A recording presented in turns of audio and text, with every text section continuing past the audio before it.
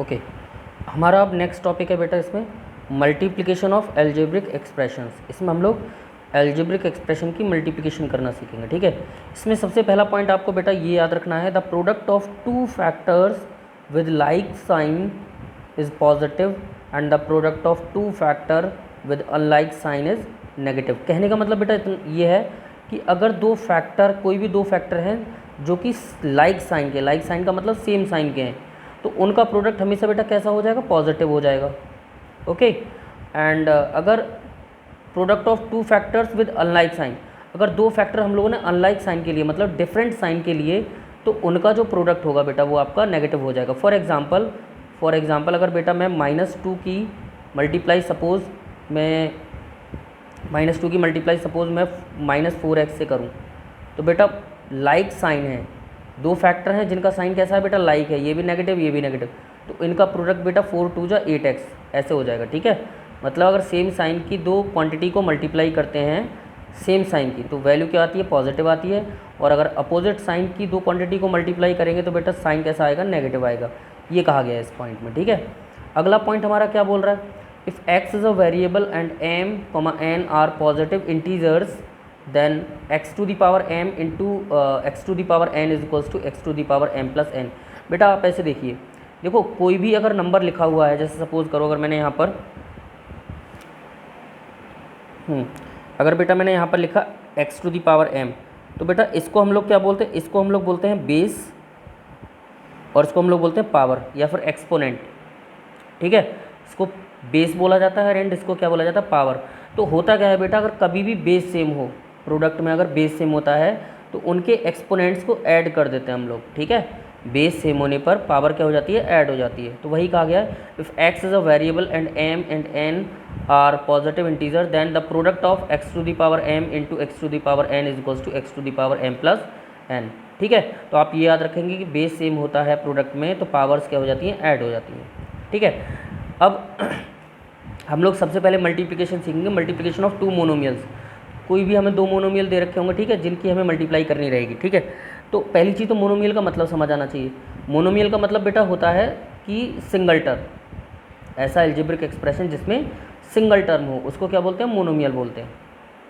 Okay, अब rule क्या है मल्टीप्लिकेशन का, तो रूल है बेटा product of two monomials is equals to the product of their numerical coefficients into the product of their variable part. कहने का मतलब इतना है बेटा कि अगर हमें दो मोनोमियल की मल्टीप्लाई करनी है तो हम लोग मल्टीप्लिकेशन में क्या रूल अप्लाई करेंगे कि उनके न्यूमेरिकल कोफिशिएंट को आपस में मल्टीप्लाई करेंगे और वेरिएबल पार्ट को आपस में मल्टीप्लाई करेंगे। ठीक है, इससे रिलेटेड कुछ एग्जांपल्स ये लिख रखे हैं, जैसे मैंने find the product of first part में दे रखा है 6xy इंटू एंड -3x²y।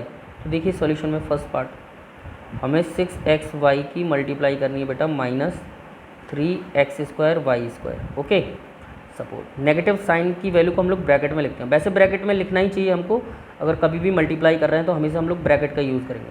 अब बेटा इनके न्यूमेरिकल कोफिशिएंट, इसका कितना है 6, इसका कितना -3, तो ये आपस में मल्टीप्लाई करेंगे 6 इंटू -3। ओके बेटा, 6 इंटू -3 एंड वेरिएबल पार्ट क्या है, xy इंटू x²y²। तो बेटा 6 इंटू -3 अनलाइक साइन है तो बेटा -18 हो जाएगा। ओके, एंड यहाँ पर x इंटू x², यहाँ पर x की पावर कितनी है, 1 है, यहाँ y की पावर कुछ नहीं दे रखी तो क्या मानेंगे 1। अब x की पावर 1 इंटू एक्स की पावर 2, पावर बेटा ऐड हो जाएगी, अभी मैंने इस रिजल्ट में बताया था आपको। तो यहाँ पर x की पावर 3 हो जाएगी, सेम y की पावर की भी कितनी हो जाएगी, 3 हो जाएगी, पावर ऐड होंगी, बेस सेम है। ठीक है, तो बेटा मैं इसको लिखता हूँ -18x³ into y³। This is our final answer. Okay, और आप डायरेक्टली भी कर सकते हो, देखो 6 इंटू 3 -18, एक्स की पावर 1 इंटू एक्स की पावर 2, एक्स की पावर 3, वाई की पावर 1 इंटू वाई की पावर 2, कितना बनेगा वाई की पावर 3। तो यही हमारा आंसर है। अगला देखिए सेकंड वाला पार्ट, सेकंड में क्या कह रहा है, 7ab² -4a² एंड -5abc। ठीक है, तो आप डायरेक्टली मल्टीप्लाई कर सकते हैं तीनों टर्म को एक साथ लेके, 7ab² into -4a² b into -5abc। बेटा न्यूमेरिकल कोफिशिएंट आपस में मल्टीप्लाई करेंगे, 7 इंटू -4 इंटू -5 ओके इंटू यहाँ बनेगा आपका a b square into a square b into a b c okay. अब देखिए बेटा 7 इंटू -4 -28 ओके। तो इनका जो प्रोडक्ट आएगा बेटा वो -5 इंटू -4 +20 इंटू 7 कितना बनेगा 140 ओके। देखो सेम साइन है, माइनस इंटू माइनस प्लस और प्लस इंटू प्लस प्लस, तो ये बना बेटा न्यूमेरिकल कोफिशिएंट बना 140 ओके। और यहाँ देखिए बेटा ए की पावर 1 इंटू ए की पावर 2 इंटू ए की पावर 1 कितना बनेगा ए की power 4 b square into b कितना बनेगा बी की पावर 4